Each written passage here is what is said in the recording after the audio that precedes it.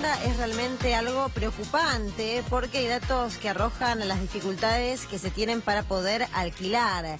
La mitad del sueldo destinado a la vivienda. Y con este dato también sobresaliente y también llamativo, no sobresaliente porque es muy bueno, sino por lo impactante, que es que el 30% de las personas que alquilan en el último semestre debieron mudarse porque los alquileres suben y lo que no suben son los salarios. Estamos con Claudio Rothenberg para charlar, dirigente del masismo, me parece que lo pronuncié mal. Estuviste cerca. Apellido, estuve cerca. Sí, por aproximación está Bueno, bien. decilo. Rothenberg. Ahí está. Mate Rothenberg. Ahí está, para hablar, entre otras cosas, de lo que está pasando en la Argentina y de esta problemática, porque la vivienda es realmente un problema grave. Gracias por venir. No, al contrario. ¿Cuál es tu análisis de lo que pasa? Bueno, la verdad que, mira, los que estamos mirando la cuestión social desde el bloque nuestro, realmente tenemos todos los frentes abiertos y uno de los más importantes es sobre este sector de clase media y media baja que creo que en términos relativos es el que está soportando la mayor carga, la mayor transformación en su estilo de vida de esta política. Hay sectores que están peor, por supuesto. Tenemos 3 millones de personas que no llegan a comer. Y no quiero comparar una cosa con otra, pero en términos de transformación del estilo de vida me parece que ahí está pegando mucho más fuerte. Esto que vos comentabas, gente que ha dejado de vivir donde vivía para irse a otro barrio, a un departamento más chiquito, porque no puede pagar una tormenta perfecta, que es el alquiler, las tarifas y las tarifas incidiendo sobre las expensas, porque si vos hoy estás gastando en ese sector que tiene ingresos de 20.000, 25.000 pesos, un 40% en pagar el alquiler, la otra parte se la está llevando las expensas y las tarifas, y no comes también, estás colgado del pasamanos para pasar a este sector que no llega a comer, no tiene capacidad de ahorro para la comida. Digamos, la diferencia con el inquilino de antes era que el inquilino está gastando una parte de sus ahorros para pagar ese alquiler, pero otra parte la ponía en capitalizarse para esa expectativa de que alguna vez iba a tener su casa. Hoy no tiene esa expectativa porque se está llevando todo ese componente de su gasto y después no tiene margen ni siquiera para llegar a una canasta de alimentos que, como sabemos, también se le hace inalcanzable. En ese sentido es un sector muy golpeado y creo que es el que está haciendo el mayor esfuerzo en una economía que se achica, pero a diferencia de la economía anterior del otro gobierno que también se achicaba, esta concentra, transfiere ingresos especialmente de los sectores medios hacia 6 empresas que realmente se están llevando toda la renta, y perdóname, entre ellas los bancos que podrían, y ahí estamos apuntando en el debate nosotros que estamos haciendo de la política, facilitar créditos para vivienda otra vez. No pueden tener las ganancias que tienen en medio de una crisis, por ejemplo, de vivienda como la que estamos teniendo. Esos sectores tienen que aportar a esta crisis y no tener esta capacidad de renta que están teniendo en los últimos años. Y en esta crisis provoca también una modificación en la modalidad de los alquileres. Mauro, ¿se alquilan habitaciones? Se alquilan habitaciones, claro. Hablamos de un fenómeno que son las propias plataformas digitales. Hay una que es muy conocida a nivel mundial, que lo que está retratando es que muchísimos argentinos por la crisis empiezan a alquilar partes de su casa, ya sea el living o el cuarto, para compartir gastos. Por eso es que le quería consultar puntualmente sobre este movimiento que viene creciendo particularmente estos últimos años con la crisis económica. Perdóname, ¿el living? Claro, es decir, una habitación, uno puede pensar que hay una habitación con un lugar exclusivo donde vos tenés que, no llegás, tenés que alquilar una parte, pero el living me llama la atención. Claro, lo que cuenta este portal, que es muy conocido a nivel mundial, lo que remarca es que frente, por ejemplo, a una cuestión de que vos tener que pagar los servicios más el alquiler, bueno, dividir los gastos en una persona que, por ejemplo, tiene un monoambiente, un dos ambientes, hace que, bueno, empiezan a repartirse los gastos, ¿no? Sí, es una plataforma, como vos decís, tradicionalmente ofrecida a un mercado turístico, ¿no? Claro. Todo el mundo es así, claro. Y acá está resolviendo un problema de gente que se va achicando por un lado, por los dos lados, por el lado del que lo va a buscar y por el lado del que lo ofrece también.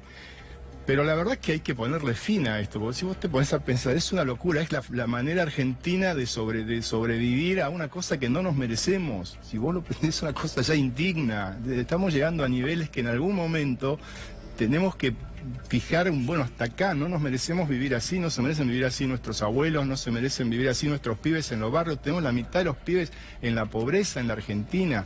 Un país que le iba a dar de comer a 400 millones de personas tiene 3 millones de sus propios compatriotas o habitantes del país a los que no le da de comer. Yo creo que lo que vos decís está bien, podemos analizarlo y ponernos a hacer un disecamiento de la situación social, pero creo que hemos llegado a un límite, no nos merecemos vivir como estamos viviendo. Claudio, en este contexto que el presidente tome la decisión de pasar las Pascuas en otro lugar y tomarse unos días de descanso, irse de vacaciones en concreto, ¿qué Yo creo opinión que hay tenés? tanta carne viva hoy en la sociedad, tanta sensibilidad a esto, que ya todo parece una provocación. Ya, en los barrios donde yo trabajo con curas de las villas, trabajo en la construcción, sectores de los más golpeados. El hecho de que te esté gritando es por acá, es por acá, es por acá, creo que ya duele que te diga es por acá, no es por acá. No podemos seguir sufriendo así. Yo trabajo más que con sectores que tienen este problema de clase media, media baja, sectores están muy mal. Y que vos tengas un presidente que les esté gritando es realmente como un golpe en el pecho, una trompada en el pecho, es por acá, no es más por acá, basta de ir por acá porque estamos hace 3 años y medio que estamos haciendo un esfuerzo. ¿Qué está pasando en las villas? Muy grande. Mira, en las villas te diría que derrama todo esto que estamos hablando de la clase media, porque si vos mirás el número frío, ese sector de indigencia, que son más o menos 3 millones de personas, tiene un ingreso promedio de 6.000 pesos por hogar cuando se midió la indigencia, que fue en diciembre. Sí. Ahora se aumentó un poco, Stanley habilitó un pequeño aumento, pero por otro lado, en este trimestre esa canasta de alimentos creció un 30%. Es decir, los 13.000 que te hacían falta para comer cuando ganabas, 6.000 ya están más lejos todavía. Y lo que cubría eso antes en las villas, yendo a tu pregunta, era la changa. El sector medio, que una señora de un departamento de Caballito tenía una chica de estos barrios que iba y lavaba los platos, o un chico, no voy a meter en la cuestión de género de quién lava los platos. Pero ahora se puso los guantes y lo está lavando esa señora y le dijo a esa chica, mirá, no vengas 6 horas, venite los jueves y limpiás un poco. Y después le dijo, no vengas más. Entonces todo eso se está sintiendo en la villa. Ese ingreso que le hacía comer entre los 6.000, te estoy hablando de los promedios estadísticos, pero para graficar cómo es la vida. Ese otro componente que complementaba el ingreso para comer, ya no lo tienen más. El tipo que juntaba escombros en una casa que le decía, mirá, limpiame un poco esto, o en las periferias de los countries, venía a cortar el pasto, el jardinero, el piletero, no va más, no están más. Entonces ese empobrecimiento del sector medio le suma empobrecimiento e indigencia a las villas, y eso se nota muchísimo en la villa, porque no hay más changas. Y crea realmente todo un fenómeno sociológico en la persona que no tiene una ocupación, que está todas las mañanas sin nada que hacer. Desesperado. ¿Entendés que es una situación que se siente, se percibe no solamente en lo económico? Hay un desánimo generalizado, hay problemas de droga cada vez más grandes que están asociados a todo esto. Es un combo que, por eso te digo, hay que ponerle un piso. Ahora, hablamos del problema y la solución frente a este justamente problema, ¿cuál sería? Ahora, si uno puede ver otros países del mundo, por ejemplo, Alemania decidieron ponerle un tope, es decir, el Estado intervino en el tema de los alquileres, prohibiéndoles que incrementen anualmente lo que tiene que ver con un tope de un 8%. ¿Cuál es la solución y cuál es, de alguna manera, la función del Estado para evitar que esto, o encontrar algún tipo de solución? Sí, ¿no? Obviamente el fenómeno alemán se da en un contexto alemán. Nosotros tenemos, creemos que sí, que el Estado tiene que avanzar, tiene que encontrar los equilibrios, porque si no, del otro lado te cortan la oferta de departamentos. Igualmente podés tener un precio regulado, pero no tenés a dónde irte lo mismo, porque la persona que estaba ofreciendo una vivienda en alquiler, ese es el debate que hubo y por qué se paralizó. O sea, hay que encontrar un equilibrio, pero seguramente tiene que haber una mayor intervención del Estado en la que hay.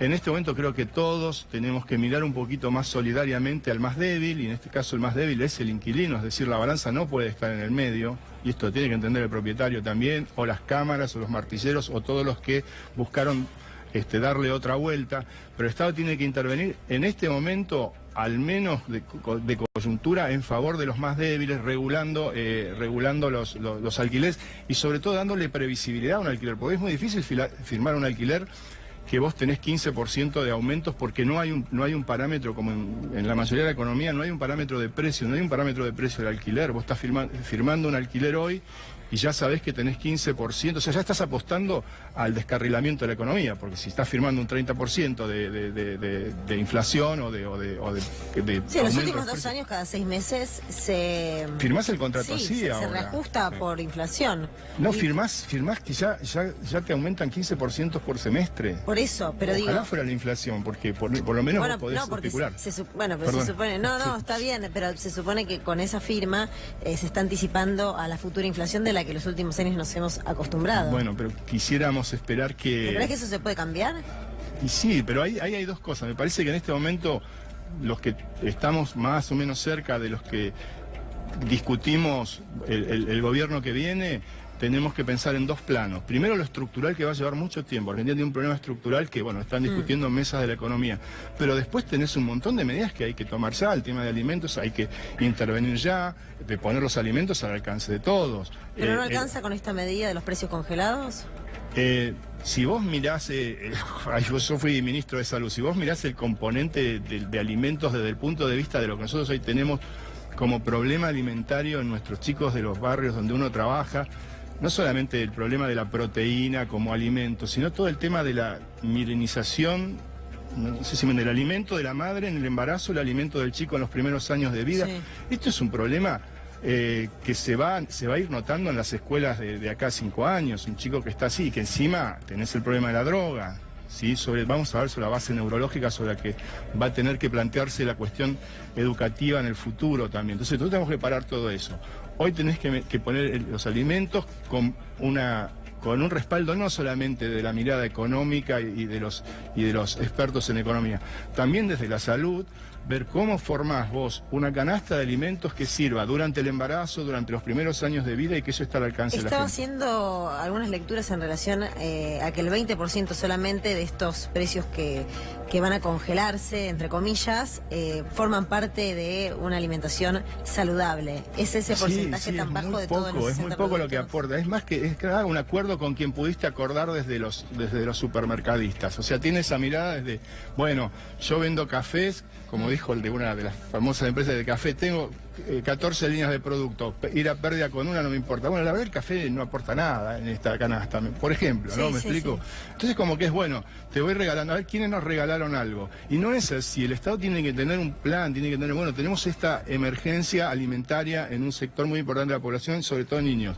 Bueno, ¿cuál es la canasta de nutrientes que yo necesito poner al alcance de esta gente? Primero discutir eso y después ir a buscar ese acomodamiento en los precios con un Estado que tenga un rol que no es el de este gobierno, no lo tiene en su ADN, que el Estado tenga un rol en todas estas cuestiones. Y este es el grave problema por el que la gente no le cree, sabe que está fingiendo este rol del Estado.